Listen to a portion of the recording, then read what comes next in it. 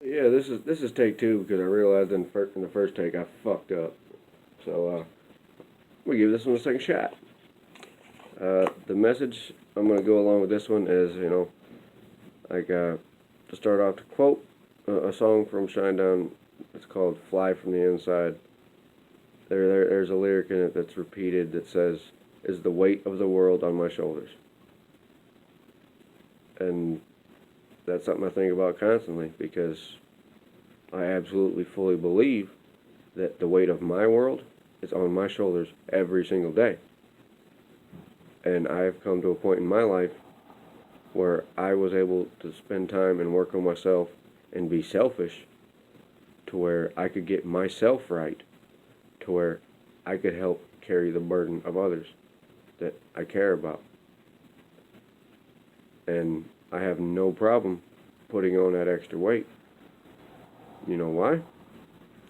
Because I have learned, especially over these last 4 or 5 weeks, maybe a little longer, especially, that when I'm, being there for somebody, there's always somebody I can reach out to and be like, look, I'm helping somebody.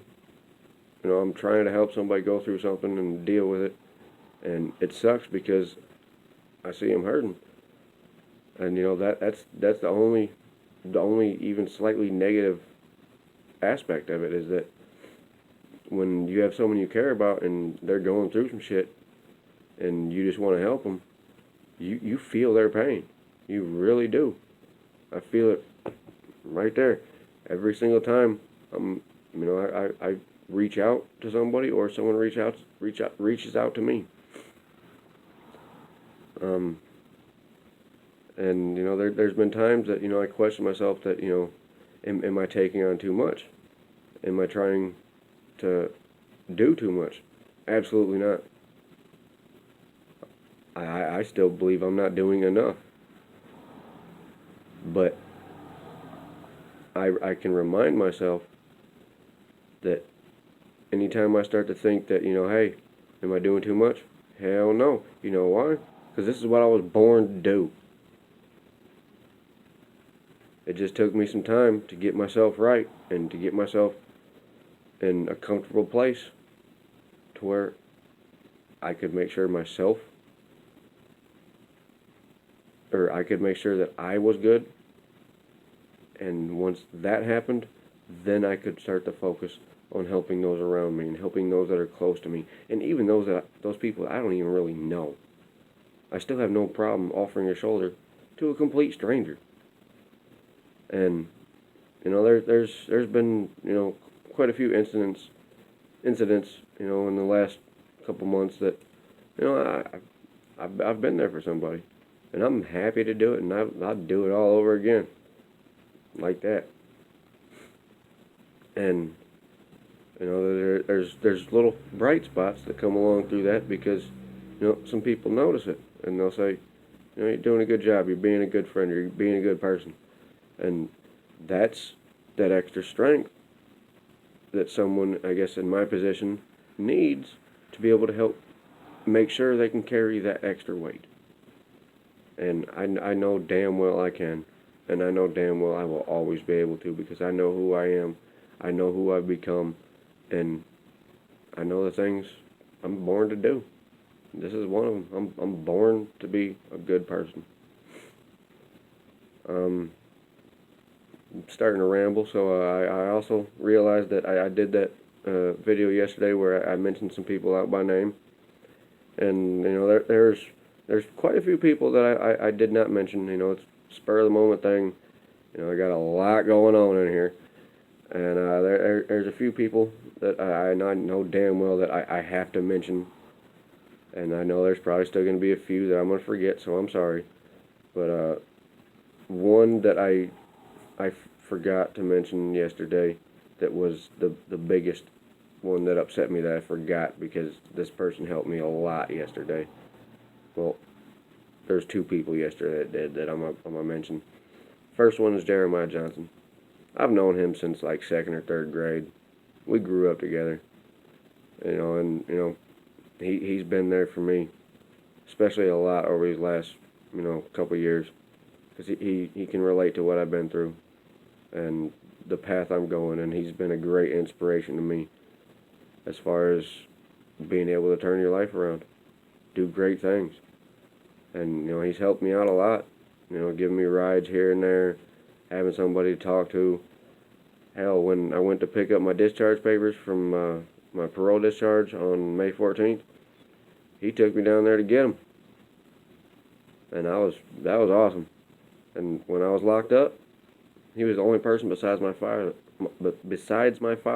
that wrote me. I mean, I don't hold any grudges about people that didn't write me, because hey, there could be some extenuating circumstances that, hey, you just couldn't write me because you were scared that the DOC wasn't going to even allow the letter to get to me, etc., etc. I have no resentment towards anybody for not writing me. It was, I needed that time alone, and but I did need a little bit of help from the outside world, and that was all that I needed, and I got it. Also about yesterday,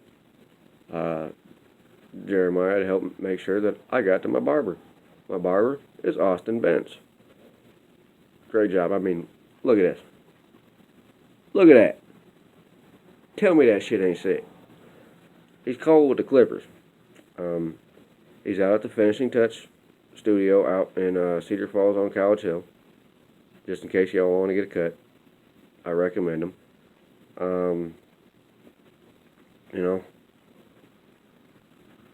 Because I go to the barbershop, man, like,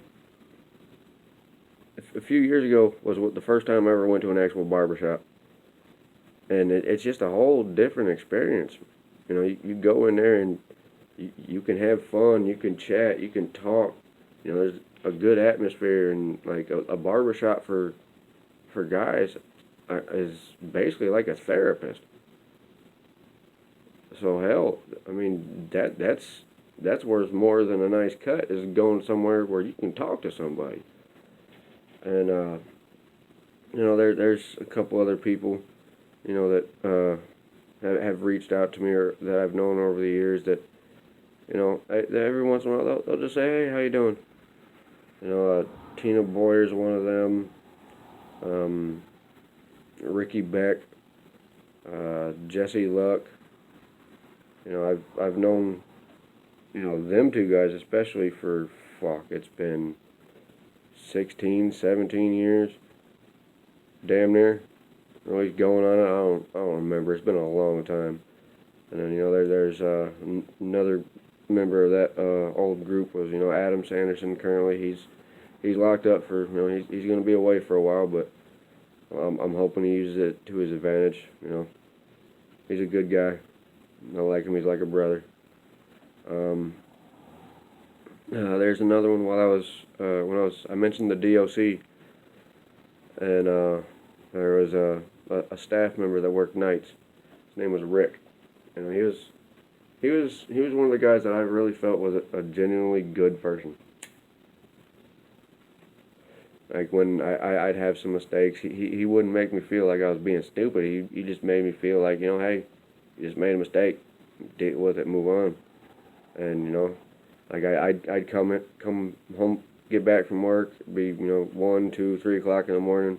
He'd be working, and I'd have my 2 hours of lounge time, and we were both Packer fans, so we had sports to talk about, and that's what we usually did when he was working, for at least a few minutes each night. And like very shortly after I had got there, I had an issue with having some long sleeve shirts to either wear to sleep like I like to wear, or to wear at work like I like to, so I don't get burned on my arms. And he noticed that I had been wearing a very oversized long sleeve shirt. And ironically enough, this very shirt I'm wearing right now, he gave to me. He actually gave me 2 of them because at the time I needed them. So I mean, he was the good apple in that tree that reminded me that not everybody there is just a complete dick. Because I mean, for the most part, a lot of the staff that I dealt with, they were all right. They were good people. But then there was the ones that were just fucking, nah. That I'm not going to be rude and I'm not going to call them out by name, but anybody who's been to the facility probably knows who the fuck I'm talking about, because there's a few of them. But, I mean, I'm starting to ramble on a little bit, so I need to start cutting this short and get straight to the point. You know, there's also another person that will never be forgotten. Yes, I'm talking about you, Katia. But, long story short, do not be afraid to carry the weight of not just your world, but others' worlds on your shoulders. But before you do that, you have to make sure you got yourself right. You have to be selfish a little bit. You have to make sure you're strong enough to carry that. And once you're sure you're strong enough to carry that, then do it. Be there for somebody, even if it's a complete stranger. The world needs more people like that. So go out and get it. Do something. And with that, I bid you farewell.